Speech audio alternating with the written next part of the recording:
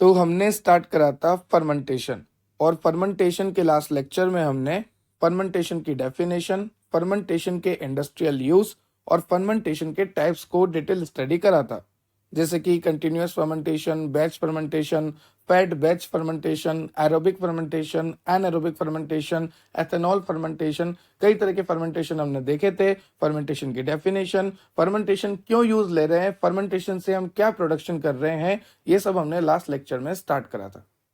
अब आज का जो आपका लेक्चर है वहां पर हम डिटेल स्टडी करेंगे जनरल रिक्वायरमेंट्स की, कि अगर आपको फर्मेंटेशन करनी है, अगर आपको प्रोडक्ट बनाने हैं, तो आपको क्या क्या रिक्वायरमेंट्स है, किस तरह का मीडिया आपको यूज करना है, और इक्विपमेंट कौन से आपको यूज करने हैं, और इक्विपमेंट को आपको किस तरह से स्टरलाइज करना है। ठीक है, क्या क्या स्टरलाइजेशन के मेथड होंगे, एरेशन प्रोसेस, स्टीरिंग, ये सब कुछ जरूरी है अगर आपको फर्मेंटेशन करना है तो। साथ ही साथ इसी लेक्चर में हम डिटेल स्टडी करेंगे लार्ज स्केल प्रोडक्शन फर्मेंटर को। देखो, जब हम सारी चीजें पढ़ लेंगे, जैसे कि जनरल रिक्वायरमेंट क्या है, मीडिया की स्टडी कर लेंगे, कल्चर मीडिया किस तरह से बना रहे हैं, कल्चर मीडिया में क्या क्या जरूरत है, कल्चर मीडिया का स्टरलाइजेशन क्यों जरूरी है, ये सब जब हम पढ़ लेंगे, इक्विपमेंट हम पढ़ लेंगे, तो ये सारी प्रोसेस हम इस लार्ज स्केल प्रोडक्शन फर्मेंटर में लिख सकते हैं, क्योंकि ये सब कुछ फर्मेंटर के लिए ही तो है। आप कल्चर मीडिया प्रिपेयर कर रहे हो, आप इक्विपमेंट को स्टरलाइज कर रहे हो, तो ये सब किस लिए कर रहे हो, ताकि आपकी प्रोडक्शन अच्छी हो, ताकि आपका फर्मेंटेशन अच्छा हो। तो ये सारी चीजें हमें इसमें भी लिखनी है, सब कुछ मेंशन करना है लार्ज स्केल प्रोडक्शन फर्मेंटर में। तो लेक्चर इंपॉर्टेंट है, तो इसी लेक्चर में पूरा फर्मेंटेशन कवर हो जाएगा, और फिर नेक्स्ट लेक्चर में हम स्टडी करेंगे प्रोडक्शन की। ठीक है, एंड ये पॉइंट ऑलरेडी कवर है आपको यूनिट नंबर 3 में। तो चलिए लेक्चर को स्टार्ट करते हैं, ए एंड बी पॉइंट को कंप्लीट करते हैं, मतलब कि फर्मेंटेशन को डिटेल स्टडी करते हैं। अगर आपको और लेक्चर की रिक्वायरमेंट है तो आप चेक कर सकते हैं हमारी प्लेलिस्ट, जहां पर आपको यूनिट वाइज सारे लेक्चर मैंने मेंशन किए हुए हैं। और अगर आपको नोट्स की रिक्वायरमेंट है तो आप चेक कर सकते हैं हमारी एप्लीकेशन, डेप्थ ऑफ बायोलॉजी की एप्लीकेशन आप डाउनलोड कर सकते हैं प्ले स्टोर से, और आपको वहां पर सारे नोट्स अवेलेबल मैंने कराए हुए हैं। वहां पर लाइव लेक्चर्स भी होते हैं, ऑनलाइन क्लासेस भी होती है, तो जरूर डाउनलोड कीजिएगा डेप्थ ऑफ बायोलॉजी एप्लीकेशन। चलिए लेक्चर को स्टार्ट करते हैं। तो देखो, जैसा कि हमने लास्ट लेक्चर में डिटेल स्टडी करा था कि फर्मेंटेशन एक मेटाबॉलिक प्रोसेस है, जहां पर ग्लूकोज का ब्रेकडाउन होता है एनारोबिकली। पर हमने देखा था कि फर्मेंटेशन एरोबिकली भी होती है, एरोबिक भी होती है, एनारोबिक भी होती है। और फर्मेंटेशन से हम वाइन का, बियर का प्रोडक्शन करते थे। ठीक है, ब्रेड का, वाइन का, बियर का, सबका प्रोडक्शन करते थे with the help of fermentation. अब बात करूं कि ये जो फर्मेंटेशन की प्रोसेस है ये चलती कहां पर है, तो फर्मेंटेशन की प्रोसेस जो है फर्मेंटर में चलती है। तो हमें फर्मेंटर को देखना है कि फर्मेंटर किस तरह से डिजाइन है, फर्मेंटर में क्या क्या लगा हुआ है, कौन कौन से इक्विपमेंट वहां पे यूज हुए हैं। ठीक है, और फर्मेंटर को हमें प्रॉपर क्लीन करना है, मतलब बहुत डिटेल स्टडी है आज के लेक्चर की।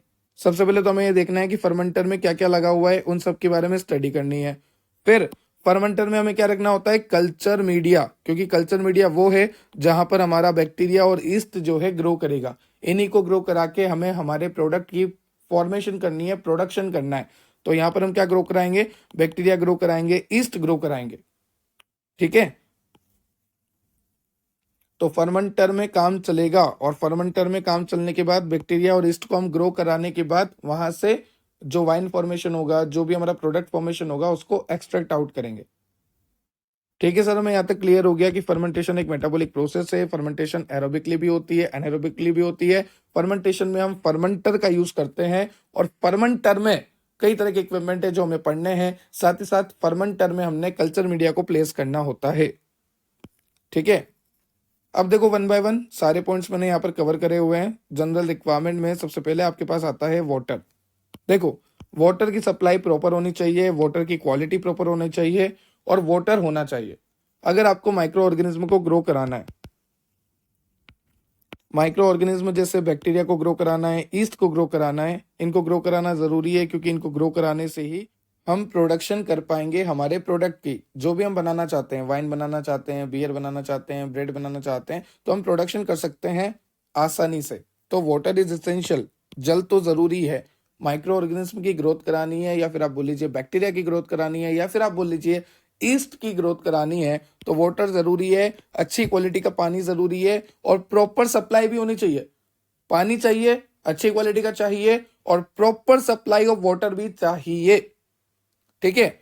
अब जो कल्चर मीडिया आप यहाँ पर प्रिपेयर कर रहे हो, उस कल्चर मीडिया में तरह तरह के न्यूट्रिएंट होने चाहिए। कल्चर मीडिया में मिक्सचर ऑफ वेरियस न्यूट्रिएंट होने चाहिए, अलग अलग तरह के न्यूट्रिएंट्स होने चाहिए। कल्चर मीडिया में अगार होना चाहिए, कल्चर मीडिया में बीफ एक्सट्रैक्ट, ईस्ट एक्सट्रैक्ट, ये सब होना चाहिए। देखो, कल्चर मीडिया में वाटर होना चाहिए, इलेक्ट्रोलाइट होने चाहिए, पेप्टोन होना चाहिए, मीट एक्सट्रैक्ट होना चाहिए, ब्लड या सीरम होना चाहिए, साथ ही साथ अगार होना चाहिए। तो ये सारा सब कुछ हमें रिक्वायर्ड होता है कल्चर मीडिया को बनाने के लिए। और जितना अच्छा कल्चर मीडिया आप बनाओगे, जैसे मान लीजिए आपने यहाँ पे बहुत अच्छा कल्चर मीडिया बना लिया, तो उतने ही ज्यादा माइक्रो ऑर्गेनिज्म वहां पे ग्रो करेंगे। तो जितना अच्छा कल्चर मीडिया बनाओगे उतने ही ज्यादा बैक्टीरिया ग्रो करेंगे, उतने ही ज्यादा ईस्ट ग्रो करेंगे, या फिर आप बोल लीजिए उतने ही ज्यादा माइक्रो ऑर्गेनिज्म यहाँ पर ग्रो करेंगे। और जितने ज्यादा माइक्रो ऑर्गेनिज्म यहाँ पे ग्रो करेंगे उतना ही अच्छा आपके पास प्रोडक्ट फॉर्म होगा। देखो, यहाँ पर मैंने लिखा हुआ भी है कि कल्चर मीडिया अगर आपने अच्छी क्वालिटी का बनाया तो आपकी माइक्रो ऑर्गेनिज्म की ग्रोथ अच्छी होगी, और जितनी ज्यादा माइक्रो ऑर्गेनिज्म की ग्रोथ होगी उतना ही अच्छा प्रोडक्ट फॉर्मेशन होगा। अब मैंने यहाँ पे लिखा है कि हमें कल्चर मीडिया को स्टरलाइजेशन करना होता है। अब आप बोलोगे सर, अगर मैं कल्चर मीडिया को अगर मैं स्टरलाइजेशन करूंगा तो स्टरलाइजेशन करने से तो बैक्टीरिया किल हो जाएंगे, जो हमारे ईस्ट थे वो किल हो जाएंगे, तो हमें किल थोड़ी ना करने। तो फिर आप स्टरलाइजेशन का क्यों कह रहे हो, स्टरलाइजेशन क्यों करवा रहे हो? स्टरलाइजेशन करने से तो माइक्रो ऑर्गेनिज्म किल हो जाते हैं। स्टरलाइजेशन में हम क्या करते हैं, हीट करते हैं, और हीट करने से क्या होते हैं, माइक्रो ऑर्गेनिज्म किल हो जाते हैं। जबकि हमें तो माइक्रो ऑर्गेनिज्म की ग्रोथ करानी है, तो फिर मैं ऐसा क्यों बोल रहा हूं कि कल्चर मीडिया का स्टरलाइजेशन करो? तो देखो, मैं ये कब बोल रहा हूं, जब आप कल्चर मीडिया प्रिपेयर कर रहे हो ना, आप उसमें तरह तरह के न्यूट्रिएंट्स डाल रहे हो, बीफ एक्सट्रैक्ट डाल रहे हो, ईस्ट एक्सट्रैक्ट डाल रहे हो, पेप्टोन डाल रहे हो, अगार डाल रहे हो। तो जब आप कल्चर मीडिया को प्रिपेयर कर रहे हो, उसके बाद जब आप उसे फर्मेंटर में ट्रांसफर करोगे, फर्मेंटर में क्यों? क्योंकि फर्मेंटर में ही तो माइक्रो ऑर्गेनिज्म ग्रो करेंगे। तो कल्चर मीडिया जब आपने प्रिपेयर किया, तो प्रिपेयर करने के बाद आपको उसका कराना है स्टरलाइजेशन, ताकि उसमें फालतू के माइक्रो ऑर्गेनिज्म ना रहे, ऐसा कोई बैक्टीरिया ना रहे जो हमें नहीं चाहिए, ऐसा कोई ईस्ट ना रहे जो हमें नहीं चाहिए। तो हमने इसको प्रॉपर क्या करा, स्टरलाइज करा। स्टरलाइज करने के बाद फर्मेंटर में डालो, जैसे यहां पर मैंने स्टरलाइज करने के बाद कल्चर मीडिया को डाल दिया। अब आपके बैक्टीरिया को आप ग्रो करा लो, मतलब डिजायरेबल बैक्टीरिया को ही ग्रो कराना है, डिजायरेबल ईस्ट को ही ग्रो कराना है, कोई फालतू माइक्रो ऑर्गेनिज्म यहाँ पे ग्रो ना करे। इसलिए हमें पहले ही स्टरलाइजेशन कर लेना होता है, और उसके बाद हम हमारे डिजायर्ड माइक्रो ऑर्गेनिज्म को, बैक्टीरिया को, ईस्ट को ग्रो करा सकते हैं। दैट्स वाई कल्चर मीडिया का जो स्टरलाइजेशन है वो बहुत ही एसेंशियल होता है। ठीक है। तो अगर आपको बैक्टीरिया को ग्रो कराना है, ईस्ट को ग्रो कराना है, माइक्रो ऑर्गेनिज्म को ग्रो कराना है, तो proper water supply, quality of water to good and water होना चाहिए। साथ ही साथ कल्चर मीडिया अच्छा होना चाहिए, उसका स्टरलाइजेशन होना चाहिए। और जब मैं कल्चर मीडिया का स्टरलाइजेशन करूं, अभी मैंने आपको बताया ना कल्चर मीडिया का स्टरलाइजेशन क्यों करना है, ताकि फालतू के माइक्रो ऑर्गेनिज्म पहले ही किल हो जाए। तो कल्चर मीडिया का स्टरलाइजेशन करते हुए मुझे यह ध्यान रखना होगा कि इस स्टरलाइजेशन से कल्चर मीडिया खराब ना हो जाए, क्योंकि अगर कल्चर मीडिया खराब हो गया तो फिर वहां पे माइक्रो ऑर्गेनिज्म सही से ग्रो नहीं कर पाएंगे और आपका प्रोडक्ट सही से नहीं मिल पाएगा। और कल्चर मीडिया में क्या क्या डालना है, water, electrolyte, peptone, meat extract, blood और सीरम और अगार। अब देखो, कई तरह के मीडिया होते हैं।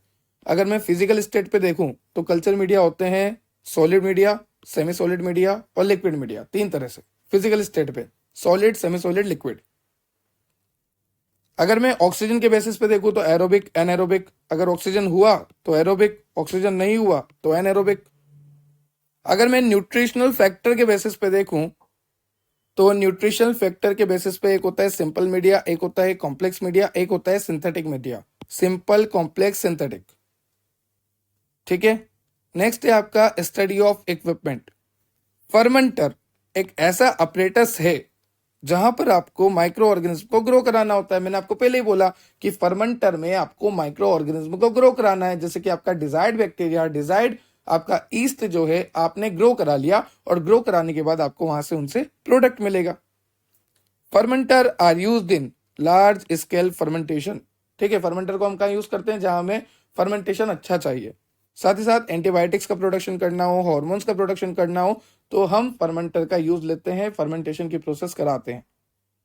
साथ ही साथ फर्मेंटर जो होता है एक बायो रिएक्टिव इक्विपमेंट है। कौन सा इक्विपमेंट है? Bio reactive equipment. क्योंकि यहां पर हम फर्मेंटर का यूज करके, फर्मेंटर को यूटिलाइज करके माइक्रोब्स का कल्टीवेशन करा रहे हैं, so it is a bio reactive equipment. ठीक है सर, हमें यहाँ तक क्लियर हो गया कि फर्मेंटर एक ऐसा अपरेटस है जहां पर हम माइक्रो ऑर्गेनिज्म को ग्रो करेंगे, माइक्रो ऑर्गेनिज्म को अच्छे से अच्छी कंडीशन प्रोवाइड करेंगे, अच्छे से अच्छा कल्चर मीडिया प्रोवाइड करेंगे, अच्छा टेम्परेचर, अच्छा पीएच, सब कुछ माइक्रो ऑर्गेनिज्म को फेवरेबल प्रोवाइड करेंगे ताकि माइक्रो ऑर्गेनिज्म ज्यादा ग्रो हो। जब माइक्रो ऑर्गेनिज्म ज्यादा ग्रो होंगे, जैसे हमारा डिजायर्ड बैक्टीरिया, डिजायर्ड ईस्ट, तो हमारा प्रोडक्शन भी ज्यादा होगा क्योंकि हम उनकी सेल को तोड़ के हमारा जो प्रोडक्शन है वो निकाल लेंगे। फर्मेंटर जो है यूज होते हैं लार्ज स्केल फर्मेंटेशन में, commercial production of antibiotics and hormone, and it is a bioreactive equipment. Fermenter is a bioreactive equipment utilized for microbial cultivation. Next हम बात करते हैं, तो इस तरह से एक टिपिकल फर्मेंटर का मैंने एक डायग्राम बनाया है। This is a typical fermenter. Large scale अलग है, लार्ज स्केल अलग है। This is a normal typical fermenter. जहां पर आपको दिख रखा है, एक है एसेप्टिक इनॉक्यूलेशन पॉइंट, मतलब ऐसा पॉइंट जहां से आप अपना सैंपल डाल सकते हो। एसेप्टिकली डालना है, मतलब in the absence of micro organism, कोई भी फालतू का माइक्रो ऑर्गेनिज्म नहीं होना चाहिए। ये आपका वर्किंग लेवल है। यहां पर इंपेलर लगा रखे हैं, this one is impeller, this one is baffle. ये जो आपको दिख रहे हैं, दिस वन इज बेफल। यहां पर आपको दिख रहा है एक सैंपलिंग पॉइंट, एक स्टेराइल एयर लाइन, एक स्प्रेजर है और एक आपको ड्रेन पॉइंट दिख रहा है। ठीक है, तो ये नाम याद रखो। सबसे पहले aseptic inoculation point, working level, impeller. Impeller क्या होते हैं? ये रोटेशन पेडल जो दिख रहे हैं ना, ये एम्पेलर है, दिस वन, ये एम्पेलर है। और ये आपको बेफल बताई दिया मैंने। ठीक है, ये आपका स्पेगर है और यहाँ पर सैंपलिंग पॉइंट है, स्टेराइल एयर लाइन है, and this is drain point जहां से आपको प्रोडक्ट मिलेगा। तो वन बाय वन सभी को देखते हैं। सबसे पहले आपको यहाँ पे लिखा है कि फर्मेंटर को आप वाइडली यूज कर सकते हो इंडस्ट्री में, जैसे आपको एंजाइम बनाना, एंटीबायोटिक बनाना, मोनोसोडियम ग्लूटामेट बनाना, सिट्रिक एसिड बनाना, वाइन बनानी, वियर बनानी, तो जो भी आपका फॉर्मेशन करना है आप फर्मेंटर की मदद से कर सकते हो। एंजाइम का, हार्मोन का, एंटीबायोटिक का, मोनोसोडियम ग्लूटामेट का, सिट्रिक एसिड का, वाइन का, बियर का। ठीक है, अब यहाँ पर देखिए एजिटेटर और इम्पेलर। ये जो आपका एजिटेटर है, इम्पेलर को क्या बोलते हैं? एजिटेटर। देखो इसको दो मार्क्स में पूछे जाते हैं कि एजिटेटर का क्या रोल होता है फर्मेंटेशन की प्रोसेस में, फर्मेंटर में इम्पेलर का क्या रोल होता है। तो इनके अंदर के पढ़ना भी जरूरी है क्योंकि 2 मार्क्स में पूछे जाते हैं। तो देखो, इसकी साइज और इसकी पोजीशन डिपेंड करती है फर्मेंटर साइज पे। ठीक है, जितना बड़ा फर्मेंटर साइज उतनी बड़ी इसकी साइज और उतनी अलग इसकी पोजिशन। तो इसकी साइज और इसकी position, it's size and position in the vessel depend on the fermenter size. Vessel के अंदर एजिटेटर की साइज और पोजीशन, या फिर आप बोल लीजिए इम्पेलर की साइज और पोजीशन डिपेंड करती है कि फर्मेंटर कितना बड़ा है। तो उस हिसाब से इसकी साइज होगी इम्पेलर की और इसकी पोजीशन होगी इम्पेलर की। आइडियल इम्पेलर शुड बी 1/3 और 1/2 ऑफ द वेसल डायमीटर, या तो 1/3 होगा या हाफ होगा वेसल डायमीटर का एक आइडियल इम्पेलर है। तो अगर मैं एक इम्पेलर की बात करूं कि इम्पेलर की साइज कितनी होनी चाहिए, डायमीटर कितना होना चाहिए, वो तो डिपेंड करता है ना कि फर्मेंटर की साइज कितनी है। ठीक है, और एक आइडियल इम्पेलर जो है 1/3 या हाफ होना चाहिए वेसल डायमीटर के। जैसे मान लो जो वेसल का डायमीटर जो भी है, तो उसका हाफ क्या होना चाहिए? उसका हाफ आपका इम्पेलर होना चाहिए डायमीटर में। और अगर मान लीजिए कोई बड़ा फर्मेंटर है ना, तो बड़े फर्मेंटर के लिए अलग अलग तरह से नंबर हो सकते हैं इम्पेलर के, किसी में एक, किसी में एक से ज्यादा हो सकते हैं। तो जितना बड़ा फर्मेंटर उतने ही ज्यादा इम्पेलर के नंबर। तो सीधी सी बात है, इम्पेलर या फिर एजिटेटर जिसकी साइज और पोजीशन डिपेंड करती है कि आपका फर्मेंटर किस साइज का है। साथ ही साथ इम्पेलर जो होता है वो वेसल के डायमीटर का हाफ होना चाहिए या 1/3 होना चाहिए। लास्ट लाइन लिखा है, द नंबर ऑफ इम्पेलर में वेरी विथ वेसल साइज। सीधी सी बात है, जितना बड़ा आपका वेसल का साइज उतना ही ज्यादा नंबर में इम्पेलर लगाते हैं हम। ठीक है, नेक्स्ट है आपका स्टीरर ग्लैंड या फिर बियरिंग। तो 4 तरह से सील करते हो आप इस असेंबली को, और सीलिंग इसलिए करते हो ताकि एसेप्टिकली मामला बना रहे। एसेप्टिकली मतलब in the absence of micro organism, फालतू के माइक्रो ऑर्गेनिज्म ना आए, इसलिए आपको एसेप्टिक सीलिंग करनी होती है। फिर आता है बेफल्स। बेफल्स क्या होते हैं? मेटल की स्ट्रिप्स होती है। जो आपको बेफल्स मैंने बताया ना, दिस वन, ये मेटल की स्ट्रिप्स है। और ये जो इम्पेलर, एजिटेटर, इसके बारे में बात कर ही ली, पर ये मिक्सिंग के काम आते हैं, ये भी ध्यान रखना। ये लगे हुए ना, मिक्सिंग करवाते हैं। और ये बेफल का क्या काम है वो देखो। बेफल जो होती है मेटल की स्ट्रिप होती है, 1/10 होती है वेसल के डायमीटर के, और ये अटैच करते हैं हम ताकि हमारी एरेशन बनी रहे, एरेशन की एफिशिएंसी बनी रहे। एरेशन का मतलब होता है ऑक्सीजन सप्लाई। ठीक है, तो बेफल क्या करता है, ऑक्सीजन सप्लाई को इंप्रूव करता है, एरेशन की एफिशिएंसी को इंप्रूव करता है। तो baffles are the metal strip 1/10 of the vessel diameters. It is attached radially to the wall to improve the aeration efficiency. Now next is स्प्रेगर। स्प्रेगर का क्या काम होता है, ये एयर को इंट्रोड्यूस करता है। अगर आपके फर्मेंटर में आपको एयर को इंट्रोड्यूस कराना है तो उसके लिए आपको यूज करना पड़ेगा स्प्रेगर। कई तरह से होता है, जैसे पोरस होता है, ओरिफिस होता है, नोजल स्प्रेगर होता है। ठीक है। नेक्स्ट है आपका सैम्पलिंग पॉइंट। अगर आपको बार बार सैंपल निकाल कर देखना है, देखो सैम्पलिंग पॉइंट क्या होता है, it is a valve equip for withdrawing sample. आप यहां से सैंपल को विदड्रॉ कर सकते हैं, तो वो होता है सैम्पलिंग पॉइंट। मैंने आपको बताया ना, दिस इज सैम्पलिंग पॉइंट, जहां से आप सैंपल को विदड्रॉ कर सकते हैं बार बार। और एक होता है ड्रेन पॉइंट, मैंने आपको बताया था डायग्राम में ड्रेन पॉइंट। यहाँ से आप प्रोडक्ट को ऑब्टेन कर सकते हैं, यहाँ से आप सैंपल ले सकते हैं बार बार। ठीक है। चलिए स्टरलाइजेशन की बात करें। अब ये बहुत इंपॉर्टेंट टॉपिक है कि अगर आपको फर्मेंटर का यूज करना है, फर्मेंटेशन की प्रोसेस का यूज करना है, फर्मेंटेशन की प्रोसेस एक बहुत अच्छे से तरीके से करवानी है, तो स्टरलाइजेशन बहुत जरूरी है। चाहे आप बात करें फर्मेंटर के स्टरलाइजेशन का, या आप बात करें मीडिया के स्टरलाइजेशन का, या आप बात करते हैं एयर के स्टरलाइजेशन का। जो भी एयर हम इंट्रोड्यूस कर रहे हैं ना फर्मेंटर में, वो भी स्टरलाइज होनी चाहिए।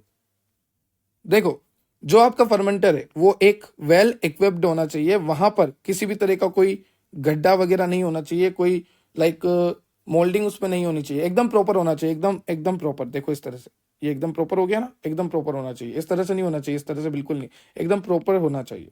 जॉइंट्स नहीं होने चाहिए, पिट्स नहीं होने चाहिए फर्मेंटर में, क्योंकि वो हजार्डस साइट है। वहां पर क्या होता है, मान लो कहीं पे पेट है, गड्ढा वगैरह है फर्मेंटर में, तो वहां पर क्या होगा, कल्चर मीडिया डिपोजिट हो जाएगा, या वहां पर फालतू के माइक्रो ऑर्गेनिज्म आके ग्रो करने लग जाएंगे।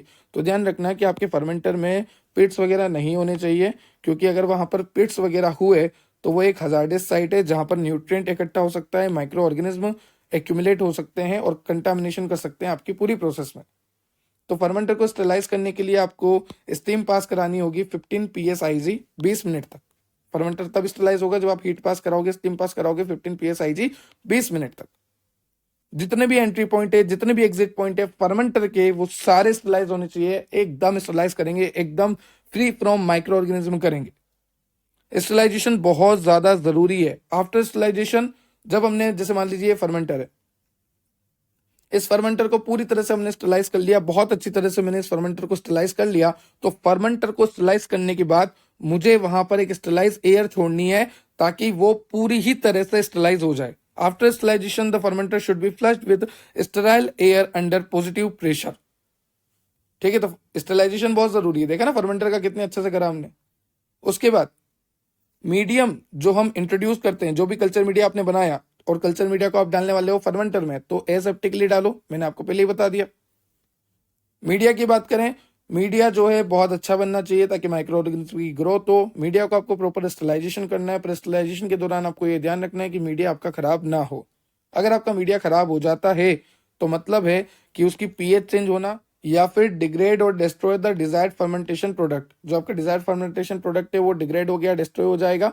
तो ध्यान रखना, कल्चर मीडिया में नुकसान नहीं आना चाहिए, क्योंकि कल्चर मीडिया में जरा सा भी चेंज आया, जैसे मान लीजिए कल्चर मीडिया के पीएच ही बदल गया, कल्चर मीडिया में थोड़ा सा भी दिक्कत आई, तो आपके ग्रोथ में दिक्कत आएगी माइक्रो ऑर्गेनिज्म के। और माइक्रो ऑर्गेनिज्म ग्रोथ नहीं करेंगे, ईस्ट और डिजायर्ड बैक्टीरिया ग्रो नहीं करेंगे, तो डिजायर्ड फॉर्मेशन नहीं हो पाएगी, प्रोडक्ट डिजायर्ड नहीं बन पाएगा, और फिर आपकी प्रोसेस जो है खराब हो जाएगी। यहाँ पर मेंशन कर रखा है कि अगर आपको मीडियम का स्लाइजेशन करना है तो आप बॉइलिंग इन वाटर उससे कर सकते हो, स्टीम को पास करा सकते हो, या ऑटोक्लेव। ऑटोक्लेव में टेम्परेचर होता है 1 to 1 डिग्री सेल्सियस, तो इतने टेम्परेचर पे आप रख सकते हो 20 से 30 मिनट। उसके बाद एयर का स्टेलाइजेशन भी बहुत जरूरी है। अगर आप एयर को इंट्रोड्यूस कर रहे हो आपके फर्मेंटर में, तो ध्यान रखना स्टेराइल एयर को ही इंट्रोड्यूस करो, क्योंकि अगर आपने नॉर्मल को कर दी तो फालतू माइक्रो ऑर्गेनिज्म चले जाएंगे और वो ग्रो कर लेंगे कल्चर मीडिया में, जो कि हमें बिल्कुल भी नहीं चाहिए। और एयर को स्टेलाइज करने के लिए आप उसको फिल्टर कर सकते हो, फिल्ट्रेशन, या फिर यूवी रेस की मदद से आप एयर को स्टेलाइज कर सकते हो, या फिर हीट की मदद से। तो फिल्ट्रेशन, यूवी रेस और हीट की मदद से, मैंने नीचे लिखा हुआ है done by heating using UV rays, filtration, ठीक है, या फिर जर्मिसिडियल स्प्रे वगैरह से आप एयर को स्टेलाइज कर सकते हो। और क्लीन एयर को ही आपको इंट्रोड्यूस करना है फर्मेंटर में। और एयर इंट्रोड्यूस कर रहे हैं मतलब ये एरोबिक फर्मेंटेशन हो रही है, क्योंकि in the presence of oxygen हो रही है। नेक्स्ट है आपका एरेशन सिस्टम या स्टीयरिंग। देखो यहाँ पे नाम से पता लग रहा है एरेशन मतलब ऑक्सीजन सप्लाई वगैरह, तो वो प्रॉपर होना चाहिए, ensure proper aeration and oxygen availability. अगर मैं बात करूँ स्प्रेजर की, जो हमने वहां पर देखा था कई तरह के स्प्रेजर होते हैं, तो स्प्रेजर बेसिकली होता क्या है, a series of hole in metal ring. एक मेटल रिंग में ए सीरीज ऑफ होल है, मतलब कई सारे होल है, तो a series of hole in metal ring through which filter air और oxygen enriched air enters the fermenter under high pressure. मतलब यहाँ से क्या होगा कि जो स्टरलाइज एयर होगी या फिर आप बोल लीजिए ऑक्सीजन एनरिच्ड एयर होगी, वो एंटर करेगी इन होल से फटाफट फटाफट। कैसे? हाई प्रेशर से एंटर करेगी। बात करते हैं इम्पेलर की, एजिटेटर की, तो मैंने आपको पहले ही बोल दिया मिक्सिंग के काम आता है, शेयरिंग के काम आता है, ठीक है। और ये मिक्सिंग हम इसलिए करते हैं ताकि कल्चर मीडिया जो है हमारे माइक्रो ऑर्गेनिज्म को प्रॉपर मिलता रहे, तो मिक्सिंग जरूरी है। क्यों जरूरी है? Uniform access of microbial cell to the nutrients. और जो इम्पेलर होता है मैंने आपको पहले ही बोल दिया हाफ या 1/3 होगा, ठीक है। और अगर हमारा फर्मेंटर टॉलर होगा तो इम्पेलर जो है नंबर डिपेंड करता है, ज्यादा इम्पेलर लगाने पड़ेंगे क्योंकि अच्छी मिक्सिंग हमें करानी पड़ेगी।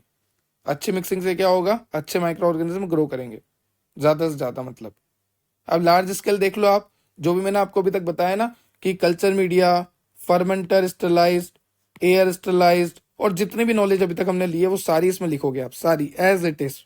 तो कम से कम आपके 4-5 पेज तो हो गए। अब देखो इसके बारे में थोड़ा बेसिक इंट्रोडक्शन देख लेते हैं, बाकी 4-5 पेज तो मैंने आपको एडवांस में बता दिया कि आपको क्या लिखना है।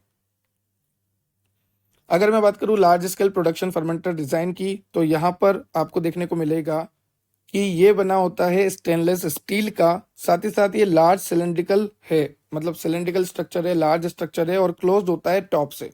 तो ये स्टेनलेस स्टील का बना होता है। A fermenter is a large cylindrical close at the top and fitted with cooling jacket. यहाँ पर हमने कूलिंग जैकेट लगाया हुआ है एक्सटर्नल सरफेस पे। आप देख सकते हैं ये जो एक्सटर्नल सरफेस है यहाँ पर ये कूलिंग जैकेट लगे हुए हैं, तो यहाँ पर लगा हुआ है कूलिंग जैकेट, और ये जो है टॉप से क्लोज्ड रहता है। अगर मैं ऊपर की बात करूँ तो ये ऊपर से बंद रहता है, ठीक है सर। मैं यहाँ तक क्लियर हो गया कि ये स्टेनलेस स्टील का बना होता है, लार्ज सिलेंड्रिकल वेसल है जो कि ऊपर से बंद रहता है, और इसके बाहर की तरफ आपने जैकेट लगा रखे हैं और जैकेट में वाटर डाला हुआ है। आप यहाँ पे देख सकते हैं वाटर यहाँ से इन कर रहे हैं, ठीक है, और वाटर यहाँ से आउट कर रहे हैं। तो ये जो जैकेट लगे हुए हैं यहाँ पर वाटर को हम रन करा रहे हैं, कूलिंग वाटर को हम रन करा रहे हैं जैकेट के थ्रू, ठीक है। यहाँ से हम कूल वाटर डाल रहे हैं, और ये क्यों डाल रहे हैं कूल वाटर को जैकेट में रन क्यों करा रहे हैं, ताकि हमारी जो अंदर फर्मेंटेशन चल रही है ना, अगर उसमें हीट अप डेवलप हो, हीट वगैरह डेवलप हो, तो वो हमारे बैक्टीरिया को नुकसान ना पहुंचाए। समझ रहे हो ना, क्योंकि हमें बैक्टीरिया को तो ग्रो कराना है। तो यहाँ पर साफ साफ लिखा हुआ है, देखो, removal of heat generated in fermenter. जो भी हमारे फर्मेंटर में हीट जनरेट हो रही है उसको ठंडा बनाए रखने के लिए, उस हीट को मेंटेन करने के लिए हम कूलिंग जैकेट का यूज कर रहे हैं। और यहाँ पर आप देख सकते हैं ये कूलिंग जैकेट का इनलेट पार्ट है, यहाँ से क्या होता है वाटर इन होता है। अब यहाँ से हम कूल वाटर को इन कर रहे हैं और यहाँ से हम हॉट वाटर को निकाल रहे हैं। अब ये कूल वाटर क्या करेगा, कूलिंग करेगा, कूलिंग करेगा, और कूलिंग करते करते ये खुद हॉट हो जाएगा। दैट्स वाई हमें इसको यहाँ से निकालना भी होगा, क्योंकि ये कूलिंग किसकी कर रहा है, अंदर जो फर्मेंटर है, अंदर जो रिएक्शन चल रही है उसमें हीटअप डेवलप ना हो, तो उसको ये ठंडा बना के रख रहा है। तो ठंडा बनाने के चक्कर में ये खुद भी गर्म हो जाएगा, तो यहाँ से निकालते भी जा रहे हैं हम इसे, ठीक है। तो यहाँ से इनलेट है और यहाँ से आउटलेट है। यहाँ से आप देखिए एयर का सप्लाई कर रहे हैं और एयर को फिल्टर कर रहे हैं, और एयर को फिल्टर किस किस तरह से करते हैं आपको पता है, और क्यों जरूरी है ये भी आपको पता है। यहाँ पर आपको एक टैब दिया हुआ है, ये कूलिंग जैकेट के बारे में मैंने बता दिया। और हाँ, साथ में यहाँ पर टेम्परेचर हम रिकॉर्ड भी करते रहते हैं, हम देखते रहते हैं टेम्परेचर क्या चल रहा है, ताकि टेम्परेचर मेंटेन रहे। और टेम्परेचर मेंटेन करना बहुत जरूरी है। क्यों जरूरी है? क्योंकि टेम्परेचर मेंटेन रहेगा, ऑप्टिमम टेम्परेचर रहेगा, फेवरेबल टेम्परेचर रहेगा, तो बैक्टीरिया और माइक्रो ऑर्गेनिज्म और ईस्ट जो है उतने ही अच्छे से ग्रो करेंगे। यहाँ पर मोटर लगा रखी है और ये मोटर जो है रोटेट करवाती है इन पेडल्स को, और ये पेडल्स के रोटेशन होने की वजह से जो कल्चर मीडिया है वो बैक्टीरिया को अच्छे से मिलता है, ठीक है। और जो एयर आप यहाँ से इन करा रहे हो, जो भी आप एयर यहाँ से इन करा रहे हो, वो एयर यहाँ से आउट भी हो रही है। तो इस तरह से ये डायग्राम मैंने आपको समझा दिया, सारे जो भी यहाँ पर कंस्ट्रक्शन वगैरह है वो मैंने आपको बता दिए।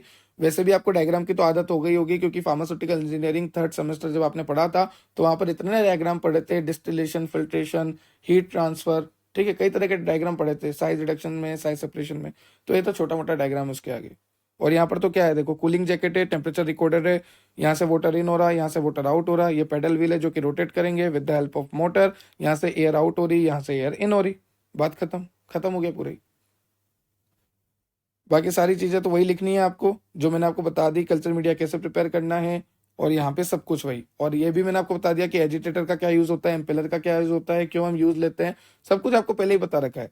ठीक है, अब देखो ideal property, cheapest material use, provision for control of contaminants, inoculum introduction facility. देखो इनोक्यूलम की इंट्रोडक्शन फैसिलिटी होनी चाहिए, मतलब इनोक्यूलम पहले से ही आपको प्रिपेयर करके रखना है।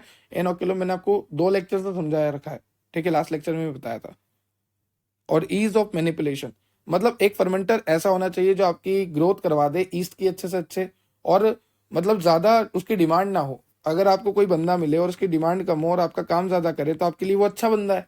ठीक है, तो वैसे ही अगर हमें फर्मेंटर चाहिए तो फर्मेंटर अच्छी क्वालिटी का होना चाहिए, स्टेनलेस स्टील का बना होना चाहिए, उसमें कंटेमिनेशन के चांसेस कम होने चाहिए, उसमें पिट्स वगैरह नहीं होने चाहिए, वो फर्मेंटर फटाफट फर्मेंटेशन करा दे। ठीक है, वो फर्मेंटर अच्छे से फर्मेंटेशन करा दे, प्रोडक्ट अच्छे मिलवा दे, वहां पे कंटेमिनेशन ज्यादा ना हो। तो यही सब हम देखेंगे फर्मेंटर में। चलिए, तो ये था आज का आपका लेक्चर जहां पर हमने देखा लार्ज स्केल प्रोडक्शन फर्मेंटर, और फर्मेंटर में क्या क्या जरूरी होता है, एरेशन वगैरह, इम्पेलर, एजिटेटर, सब कुछ देखा। Media, media crystallization, air crystallization, fermenter crystallization, उसके बाद देखें कई तरह के पॉइंट, बेफल वगैरह क्या होते हैं, सब कुछ। ठीक है, इनलेट आउटलेट, एक टिपिकल फर्मेंटर भी देखा। उससे पहले हमने देखा मीडिया कितने तरह के होते हैं, इक्विपमेंट की स्टडी करी, और मीडिया में क्या क्या डलता है, सब कुछ हमने डिटेल स्टडी करा है। तो आई होप आपको लेक्चर क्लियर हुआ होगा। अगर आपको लेक्चर से रिलेटेड कोई भी डाउट है तो आप कमेंट सेक्शन में कमेंट कर सकते हैं। ये नोट्स आपको डेप्थ बायोलॉजी एप्लीकेशन में मिल जाएंगे। डेप्थ बायोलॉजी एप्लीकेशन आप डाउनलोड कर सकते हैं प्ले स्टोर से। टेलीग्राम से जुड़ जाना, टेलीग्राम पे रेगुलर अपडेट आते हैं, इंस्टाग्राम पे मीम आते हैं, और डेप्थ बायोलॉजी एप्लीकेशन पे सब कुछ मिलेगा। अपडेट मिलेगा, आपको एमसीक्यू मिलेंगे फ्री में, चैट सेक्शन मिलेगा जहाँ पे आप चैट कर सकते हैं। तो तीनों की लिंक डिस्क्रिप्शन में है, या फिर आप तीनों प्लेटफॉर्म पे जाके सर्च कर सकते हैं डेप्थ बायोलॉजी, आपको हम मिल जाएंगे। Subscribe and share for more, ताकि ऐसी वीडियो मैं आपके लिए और लेकर आता रहूं। Have a nice day, thank you.